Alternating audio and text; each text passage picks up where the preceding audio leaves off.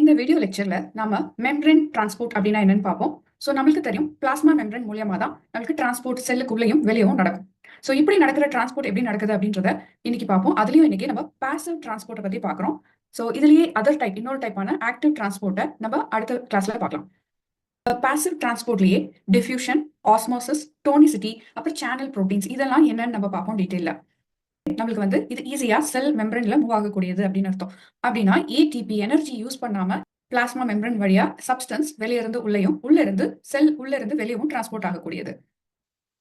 சின்னதுல இருந்தே படிச்சிருப்போம் பிளாஸ்மா மெம்பரன் அதனுடைய ஸ்ட்ரக்சர். ஸோ இப்போ ஷார்ட்டா நம்ம பார்ப்போம். பிளாஸ்மா மெம்பரனை நம்ம செலக்டிவ்லி பெர்மியபிள் மெம்பரன் அப்படின்னு சொல்றோம். ஏன்னா எல்லா சப்ஸ்டன்ஸையும் அப்படியே டைரக்டா உள்ளேயோ வெளியவோ டிரான்ஸ்ஃபர் பண்ண முடியாது. ஸோ செலக்டிவா தான் சில சப்ஸ்டன்ஸ் தான் எப்போ தேவையோ அப்போ டிரான்ஸ்போர்ட் பண்ணக்கூடியதா இருக்கு. ஸோ இந்த பிளாஸ்மா மெம்பரன் ஏசிமெட்ரிக்கா இருக்கு. அதாவது நம்மளுடைய வெளியில இருக்கக்கூடிய நேச்சரும் பிளாஸ்மா மெம்பரன்ல வெளியில இருக்கக்கூடிய சப்ஸ்டன்ஸும் உள்ள இருக்கக்கூடியதும் வேறு மாறுபடும். ஸோ அதனாலதான் நம்மளுக்கு இந்த புரோட்டீன்ஸ் வந்து வெளியே வந்து கார்போஹைட்ரேட்டை வந்து அட்டாச் பண்ணக்கூடியதா இருக்கு. உள்ள செல்லுக்குள்ள வந்து இந்த சைட்டோஸ்கெலிட்டன் ஃபிலமெண்டோட அட்டாச் பண்ணியிருக்கக்கூடியதா இருக்கு. செல்லுடைய ஸ்ட்ரக்சருக்கும் உள்ள இருக்க ஃபங்க்ஷனுக்காகவும் உதவக்கூடியது இந்த சைட்டோஸ்கெலிட்டன் ஃபிலமெண்ட். மெம்பரனை ஆம்பி பேத்தட்டிக் அப்படின்னு சொல்றோம். ஸோ இதனுள்ள பாஸ் பண்ண முடியாத சில புரோட்டீன்ஸ்க்கு சேனல் தேவைப்படும். செல்லுக்கு வெளியில இருந்து ஹார்ம்ஃபுல் மெட்டீரியல்ஸை உள்ள என்டர் ஆக விடாமையும் அப்புறம் உள்ள இருக்க முக்கியமான தேவைப்படக்கூடிய சப்ஸ்டன்ஸை மெட்டீரியல்ஸை வெளியில வந்து அனுப்பாமையும் பார்த்துக்கக்கூடியது இந்த பிளாஸ்மா மெம்பரன். இப்போ இந்த பிளாஸ்மா மெம்பரன்ல இப்ப நம்ம படிக்கூடியது பாசிவ் டிரான்ஸ்போர்ட். இந்த பாசிவ் டிரான்ஸ்போர்ட் அப்படின்னும் போதே நமக்கு ஹையர் கான்சென்ட்ரேஷன்ல இருந்து லோவர் கான்சென்ட்ரேஷனுக்கு மூவ் ஆகக்கூடிய சப்ஸ்டன்ஸ் தான் நம்ம பாசிவ் அப்படின்னு சொல்றோம். ஸோ இப்படி வந்து மேல ஹையர்ல இருந்து லோவருக்கு உள்ள செல்லுக்குள்ளேயோ இல்ல வெளியவோ ஸோ வைஸ் வர்சா ரெண்டு சைடும் நம்மளுக்கு மூவ் ஆகக்கூடியது. So the high concentration to low concentration gradient அப்படின்னு சொல்றோம். இப்போ இந்த லிபிட் சால்யுபிள் மெட்டீரியல்ஸ் சிலது வந்து மாலிகுலர் வெயிட் லோவா இருக்கிறது தான் இந்த பாசிவ் டிரான்ஸ்போர்ட் வழியா ஈஸியா மூவ் ஆகக்கூடியது. ஹைட்ரோபோபிக் லிபிட் கோர் இருக்கு இல்லைங்களா? ஸோ அது வந்து இந்த லிபிட் சால்யுபிள் மெட்டீரியலை ஈஸியா ஸ்லிப் பண்ணி உள்ள வந்து நம்மளுக்கு டிரான்ஸ்போர்ட் பண்ணிக்க முடியும்.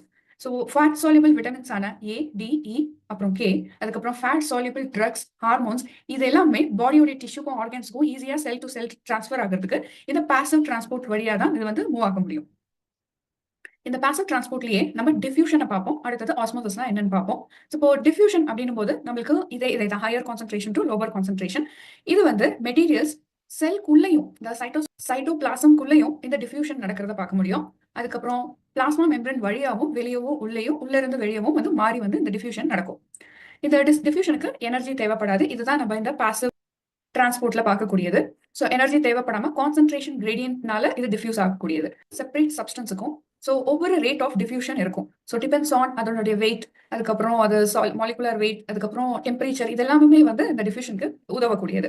இப்போ நம்ம இந்த லிபிட் பைலேயருக்கு வெளியில இருக்கக்கூடிய எக்ஸ்ட்ரா செல்லுலார் ஃப்ளூயிட்ல இருக்கக்கூடிய சப்ஸ்டன்ஸ் வந்து சைட்டோபிளாசம்க்கு ஸ்லோவா இன்க்ரீஸ் ஆகுது. ஸோ இது கான்சென்ட்ரேஷன் கிரேடியன்ட் பொறுத்து தான் இந்த டிஃப்யூஷன் ஸ்லோவாகவும் ஃபாஸ்டாகவும் நடக்கும். ஸோ இது அஃபெக்ட் பண்ணக்கூடிய ஃபேக்டர்ஸ் என்ன அப்படின்னா ஸ்டீப்னஸ் ஆஃப் கான்சென்ட்ரேஷன் கிரேடியன்ட். அதான் இப்போ நம்ம சொன்னோம் டிஃபரன்ஸ் இந்த கான்சென்ட்ரேஷன். இது ஒரு மோர் கான்சென்ட்ரேஷன் இருந்தா ரேப்பிடா இருக்கும் டிஃப்யூஷன். அதுக்கப்புறம் மாஸ் ஆஃப் மாலிகுல் டிஃப்யூஷன், அதாவது மாலிகுலர் வெயிட்டை பொறுத்து ஹெவி அந்த மாலிகுலோட ஹெவியர் பொறுத்து ஸ்லோவா டிஃப்யூஸ் ஆகும். டெம்பரேச்சர் அதிகமா இருந்தா சீக்கிரமா டிஃப்யூஸ் ஆகப்படும். சால்வெண்ட் டென்சிட்டி அதிகமா இருந்தாக்கா இந்த டிஃப்யூஷன் ஸ்லோவா இருக்கும். ஏன்னா சால்வெண்டோடைய டென்சிட்டி அதிகமா இருக்கிறதுனால. ஃபார் எக்ஸாம்பிள் நியூரான்ஸ்ல அதுக்கப்புறம் டீஹைட்ரேஷன் ஆகக்கூடிய செல்ஸ்ல நம்ம இந்த சால்வெண்ட் டென்சிட்டி அதிகமா இருக்கும். ஸோ டிஃப்யூஷன் கம்மியா இருக்கிறத பார்க்க முடியும். இப்போ இந்த டிஃப்யூஷன்லயே ஃபெசிலிட்டேட்டட் டிஃப்யூஷன் அப்படின்னா என்ன அப்படின்னு நம்ம பார்ப்போம். இப்போ டிஃப்யூஷன் அப்படின்னா டைரக்டா நம்ம பிளாஸ்மா மெம்பரன்ல டிரான்ஸ்ஃபர் ஆகுது அப்படின்னு நம்ம பார்த்தோம். இப்போ ஃபெசிலிட்டேட்டட் டிஃப்யூஷன் அப்படின்னும் போது இது ஒரு மெம்பரன் புரோட்டீன்னால டிஃப்யூஸ் ஆகப்படுவது. ஸோ த டிரான்ஸ்போர்ட் புரோட்டீன் மூலியமா டிரான்ஸ்போர்ட் ஆகுறது அப்படின்னு சொல்ல முடியும். இது சேனல்ஸ் அப்புறம் கேரியர் புரோட்டீன்ஸ் இரண்டு விதமான புரோட்டீன்ஸ்னால நடக்கக்கூடியது இந்த ஃபெசிலிட்டேட்டட் டிஃப்யூஷன். இது வந்து materials like ion, polar molecules இந்த மாதிரி இருக்கக்கூடிய மெட்டீரியல்ஸ் அதாவது ஹைட்ரோபோபிக் நேச்சர் கொண்டதா இருக்கும். அதனால சில மாலிகூல்ஸான அயான்ஸ், போலார் மாலிகூல்ஸ் இதெல்லாம் வந்து ஹைட்ரோபோபிக் பார்ட்ஸ்ல வந்து ரிப்பல் ஆகப்படும். அதாவது நம்மளுடைய பிளாஸ்மா மெம்பரனோட அவுட் சைட் லிபிட் லேயர்ல நம்மளுக்கு ஹைட்ரோபோபிசிட்டி அதிகமா இருக்கும். ரிப்பல் ஆகக்கூடிய இந்த மாலிகூல்ஸை இந்த டிரான்ஸ்போர்ட் புரோட்டீன்ஸ் தான் வந்து இதை டிரான்ஸ்போர்ட் பண்ண டிஃப்யூஸ் பண்ண உதவி செய்யும். ஸோ அப்படி வந்து டிஃப்யூஸ் ஆகுறது என்ன அப்படின்னு நம்ம பார்த்தோம்னா இந்த புரோட்டீன் சேனல். இந்த புரோட்டீன் சேனல்ல நமக்கு இந்த எக்ஸ்ட்ரா செல்லுலார் ஃப்ளூயிட்ல இருக்கக்கூடிய அயான்ஸ் ஆர் போலார் பாடிஸ் எல்லாம் இந்த சேனல் வழியா தான் டிஃப்யூஸ் ஆகும். பிகாஸ் இது டைரக்டா வந்து நம்மளுடைய பிளாஸ்மா மெம்பரன்ல என்டர் ஆக முடியாது பிகாஸ் ஆஃப் ஹைட்ரோபோபிக் நேச்சர். இந்த சேனல் புரோட்டீன் என்ன அப்படின்னாக்கா டிரான்ஸ்மெம்பரன் புரோட்டீன். அதாவது புரோட்டீனுடைய ஸ்ட்ரக்சர் நம்மளுக்கு தெரியும், ஒரு ஸ்ட்ரிங் மாதிரி நூல் மாதிரி இருக்கக்கூடியது உருவாகக்கூடியது. அது ஃபோல்ட் ஆகி இந்த பிளாஸ்மா மெம்பரனுக்கு நடுவில் போய் டிரான்ஸ்மெம்பரன் ஃபோல்ட்னால ஏற்படுத்தக்கூடிய சேனல். இந்த சேனல் வந்து இந்த போர் மாதிரி இருக்கும் பார்க்கறதுக்கு. ஸோ இந்த போர் மூலியமா நம்மளுடைய இந்த ஹைட்ரோபோபிக் ஆர் அயான்ஸ் எல்லாம் வந்து டிரான்ஸ்ஃபர் ஆகப்படும். ஒரு சில பார்ட்டிகல் தான் இந்த சேனல்ஸ் மூலியமா டிஃப்யூஸ் ஆகப்படும். ஹைட்ரோஃபிலிக் டொமைன் கொண்ட சில சப்ஸ்டன்ஸ் ஆர் மெட்டீரியல்ஸ் என்ன பண்ணும், இந்த சேனல் மூலியமா தான் நம்மளுக்கு பாஸ் ஆகும். ஸோ இது வந்து எக்ஸாம்பிள் வந்து ஆக்வா போரினா பார்க்க முடியும். இப்போ வாட்டர், நம்மளுடைய வாட்டருடைய மூவ்மெண்ட், மாலிகூல்ஸ் மூவ் ஆகணும்னா இந்த ஆக்வா போரின் மூலியமா மூவ் ஆகும். இதுலயே சில புரோட்டீன்ஸ் வந்து கேட்டட் கொண்டதா இருக்கும். அதாவது ஒரு மூடி போல ஓப்பன் க்ளோஸ் பண்ணக்கூடியதா இருக்கும். அதுல வந்து நம்ம 2 டைப் ஆஃப் கேட்டட் சேனல் பார்க்கலாம். ஒன்னு லிகண்ட் கேட்டட் சேனல், இது அயான் ஆர் மாலிகூல் டிரான்ஸ்போர்ட் பண்ணக்கூடியது. இன்னொன்னு வோல்டேஜ் கேட்டட் சேனல், இது வந்து எலக்ட்ரிக் இம்பல்சஸ் வந்து டிரான்ஸ்போர்ட் பண்ணக்கூடியது. இது எங்க பார்க்க முடியும், நர்வ்ஸ்லயும் மசில் செல்ஸ்லயும் நம்ம இந்த வோல்டேஜ் கேட்டட் சேனல் செல்ஸை பார்க்க முடியும்.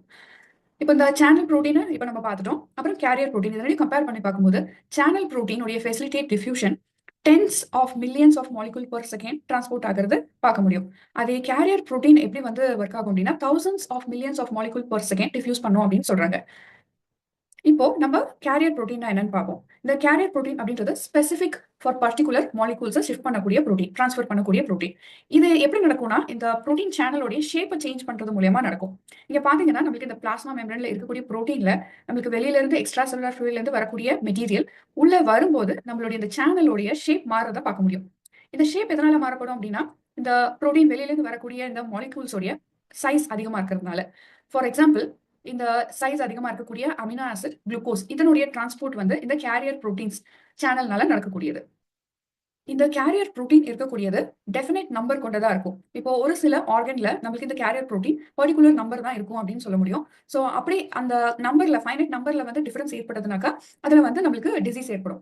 ஸோ ஃபார் எக்ஸாம்பிள், இப்போ டயபெட்டிஸ் எடுத்துக்கிட்டோம் அப்படின்னா அதுல இந்த சேனல் ப்ரோட்டீனுடைய கவுண்ட், அதாவது இதனுடைய கம்மி ஆகும்போது நம்மளுக்கு இந்த டயபெட்டிஸ் வந்து ஏற்படும். ஸோ இது வந்து டிரான்ஸ்போர்ட்டிங்ல ப்ராப்ளம் ஏற்படுத்தக்கூடியதா இருக்கு. இந்த ப்ரோட்டீன்ஸ் இந்த லிகாண்ட்ஸ் கூட பைண்ட் பண்ணி அதுக்கப்புறம் இந்த ரேட் ஆஃப் டிரான்ஸ்போர்ட்டை வந்து நடத்தக்கூடியது. இப்போ லிகாண்ட் அப்படின் போது நம்ம ஹார்மோன் சொல்லலாம், ஹார்மோன் செக்ரீட் பண்ணக்கூடிய லிகாண்ட். ஸோ இதுல இந்த லிகாண்ட் வரக்கூடியதை ரிசீவ் பண்றதுக்கு இந்த கேரியர் ப்ரோட்டீன் சேனல் இல்லை அப்படின்னா அங்க ப்ராப்ளம் வரும். ஸோ இப்போ கிட்னில பார்த்துட்டோம் அப்படின்னா glucose, water, salt, ion, amino acid இது எல்லாமே ஃபில்டர் அவுட் ஆகும் கிட்னிக்குள்ள. ஸோ கிட்னிக்குள்ள நம்ம படிச்சிருக்கோம் நெஃப்ரான் ஃபில்டரிங் யூனிட் அப்படின்னு. ஸோ இதுல ஃபில்டர் ஆகும்போது பிளட் பியூர் பிளட்டாக மாற்றி திரும்பவும் இந்த யூரினை வந்து நம்மளுக்கு செக்ரேட் ஆகிறதுக்கு திரும்ப அனுப்பும் இல்லைங்களா. ஸோ அந்த யூரின்ல இருந்து திரும்ப குளுக்கோஸ் வந்து அதர் பார்ட் ஆஃப் கிட்னில வந்து குளுக்கோஸ் அப்சார்ப் ஆகப்படுது. ஸோ அப்படி ரீஅப்சார்ப் ஆகக்கூடியது எந்த டிரான்ஸ்போர்ட் ப்ரோட்டீன் மூலமா அப்படின்னாக்கா glucose transport protein. So the GLUTs அப்படின்னு சொல்லலாம். இந்த ப்ரோட்டீன் சேனல் வந்து ஃபார் எக்ஸாம்பிள் இப்போ ஹார்மோன் இன்சுலின் எதுக்கு இந்த டயபெட்டிஸ் பேஷண்ட்க்கு கொடுக்கும்போது இந்த குளூட் ப்ரோட்டீன் உடைய நம்பர் இன்க்ரீஸ் பண்றது மூலமா இது வந்து சரி செய்ய முடியுது. ஆஸ்மோசிஸ் இது வந்து ஸ்பெஷல் கேஸ் ஆஃப் டிஃப்யூஷன் தான். ஸோ இப்போ இது வந்து செமி பர்மியபிள் மெம்பரன் கொண்டது. ஸோ இதுல சொல்யூஷன் போத் சைட்ல இருக்கக்கூடிய சொல்யூஷன், ஃபார் எக்ஸாம்பிள் இந்த பீக்கர்ல பார்த்தோம்னா 2 சைடு இருக்க சொல்யூஷன்ல ஒரு சைடு சொல்யூட்டோட கான்சன்ட்ரேஷன் கம்மியாகும், அதர் சைட்ல சொல்யூட் கான்சன்ட்ரேஷன் அதிகமாகவும் இருக்கு. ஸோ இங்க என்ன ஆகும், நம்மளுடைய வாட்டர் சொல்யூட் அதிகமா இருக்கக்கூடிய சைடுக்கு மூவ் ஆகி ரைஸ் ஆகப்படுது. ஸோ அப்ப அதை என்னன்னு சொல்றோம்னா இந்த சொல்யூட் வந்து இங்க இருந்து இந்த செமி பர்மியபிள் மெம்பரன் மூலமா பாஸ் ஆக முடியாது. அதனால water diffuse down its concentration gradient அப்படின்னு சொல்றோம். ஸோ வாட்டர் மூவ் ஆகுறதுனால water diffuse down its concentration gradient. இதை நம்ம எக்ஸாம்பிளா எதுல பார்க்கலாம்னா மெயினா பிளட் செல்ஸ்ல பார்க்கலாம். ஸோ பிளட் செல்ஸ் ஹைப்பர்டானிக் சொல்யூஷன்ல ஷ்ரிங்க் ஆகிறதும், ஐசோடானிக் சொல்யூஷன்ல கரெக்டான லெவல்ல இருக்கிறதும், அதாவது வாட்டர் இன் அண்ட் அவுட் ஒரே லெவல்ல இருக்கிறதும், ஹைப்போடானிக் சொல்யூஷன்ல வாட்டர் ரொம்ப அப்சர்வ் ஆகி இந்த பிளட் செல்ஸ் வெடிக்கிறதையும் பார்க்க முடியும். இப்போ இதுதான் நம்ம டோனிசிட்டி அப்படின்னு சொல்றோம். இந்த டோனிசிட்டி மூலியமா எக்ஸ்ட்ரா செல்லுலார் சொல்யூஷனுடைய சேஞ்ச், வால்யூம், செல் இன்க்ரீஸ் ஆகிறதையும் இதுல படிக்க முடியும். இந்த சொல்யூஷன் உடைய டோனிசிட்டியை தான் ஆஸ்மோலாரிட்டி அப்படின்னு சொல்றோம். இது டோட்டல் சொல்யூட் கான்சென்ட்ரேஷன் எவ்வளவு இருக்கு அந்த சொல்யூஷன்லன்னு நம்ம படிக்கக்கூடியதான் ஆஸ்மோலாரிட்டி. எங்கெல்லாம் அதிகமான வாட்டர் மாலிகூல் இருக்கோ அதை லோ ஆஸ்மோலாரிட்டி கொண்டது அப்படின்னும், எங்க கம்மியா வாட்டர் மாலிகூல் இருக்கோ அதை ஹை ஆஸ்மோலாரிட்டி அப்படின்னு சொல்ல முடியும். ஸோ நம்மளுடைய கொஸ்டின்ஸை இப்படிதான் கேட்பாங்க. ஸோ எந்த சொல்யூஷன்ல நம்மளுக்கு high osmolarity or low osmolarity இருக்கு அப்படின்னு. ஸோ ஹைப்போடானிக் சொல்யூஷன்ல இது எக்ஸ்ட்ரா செல்லுலார் ஃப்ளூயிட்ல லோ ஆஸ்மோலாரிட்டி கொண்டதாகவும், high concentration of water than fluid inside the cell இருக்கிறதாகவும் சொல்லப்படுது. இப்போ ஹைப்பர் டானிக் சொல்யூஷன்ல அப்படின்னாலே ஹைப்பர்னாலே மோர் இல்லைங்களா. ஸோ அப்போ எக்ஸ்ட்ரா செல்லுலர்ல நம்மளுக்கு ஹை ஆஸ்மோலாரிட்டியும் அதுக்கப்புறம் உள்ள வந்து நம்மளுக்கு கம்மியா இருக்கிறதையும் பார்க்க முடியும். இதனால ஏற்படக்கூடியது தான் இந்த பிளாஸ்மோலைசிஸ். ஸோ ஐசோடானிக் சொல்யூஷன்ல இந்த ஆஸ்மோலாரிட்டி சேமா இருக்கும், உள்ளேயும் வெளியும், செல்லுக்கு வெளியும் உள்ளேயும் சேமா இருக்கும். இப்போ சில ஆர்கானிசம்ஸ் லைக் பாரமீஷியம், அமீபா இந்த மாதிரி இருக்கக்கூடிய ப்ரோட்டிஸ்ட்ல இந்த செல் வால் இருக்காத ஆர்கானிசம்ல எப்படி இந்த ஆஸ்மோலாரிட்டி கண்ட்ரோல் பண்ணிக்கும் அப்படின்னா இந்த கான்ட்ராக்டைல் வேக்யூல்ஸ் மூலியமா எக்ஸஸ் ஆஃப் வாட்டரை இந்த வேக்யூல்ஸ் மூலியமா எடுத்து அது வந்து எக்ஸாஸ்மோசிஸ் பண்ணிக்கக்கூடியதா இருக்கு. அதுக்கப்புறம் இன்னும் சில organisms like plant, fungi, bacteria, protist இது எல்லாத்துலயும் செல் வால் உடைய ஆர்கானிசம்ஸா இருக்கும். ஸோ அதனால இந்த செல் லைசிங், அதாவது செல் ஷ்ரிங்கிங்ல இருந்து பாதுகாக்கக்கூடியதா இருக்கு. இப்போ நான் உட்டி பிளான்ட்ஸ் லைக் ஹெர்ப்ஸ்லாம் எடுத்துக்கிட்டோம்னா அந்த செல் ஆஸ்மோசிஸ் தான் இந்த பிளான்ட்டுடைய டர்கர் ப்ரெஷர் அது வந்து ஸ்டிஃபா நிக்கிறதுக்கு உதவியா இருக்கு. அப்புறம் சில மெரைன் இன்வெர்டிபிரேட்ஸ்ல ஏன்னா அது வந்து ஹை சால்ட் கான்சென்ட்ரேஷன்ல இருக்கக்கூடிய ஆர்கானிசம்ஸ். இந்த ஆர்கானிசம்ஸ் எல்லாம் வந்து இந்த என்விரான்மெண்ட்டுக்கு மேட்ச் பண்ணிக்கக்கூடிய மாதிரி இருக்கக்கூடிய சால்ட் கான்சென்ட்ரேஷனை தனக்குள்ள வந்து மாத்திக்கக்கூடியதா இருக்கு. ஸோ த ஐசோடானிக்கா அதனுடைய வெளியில இருக்கக்கூடிய வாட்டருக்கு ஏற்ற மாதிரி பாடிக்குள்ள இருக்கக்கூடிய சொல்யூட்டை வந்து மாத்திக்கக்கூடிய ஆர்கானிசம்ஸ். இந்த வீடியோ உங்களுக்கு கண்டிப்பா யூஸ்ஃபுல்லா இருக்கும்னு நினைக்கிறேன். இதனுடைய அடுத்த பார்ட் அதாவது ஆக்டிவ் டிரான்ஸ்போர்ட் பத்தி நம்ம நெக்ஸ்ட் வீடியோல பார்க்கலாம். Subscribe, like, and comment. Share the knowledge of life science. Thank you.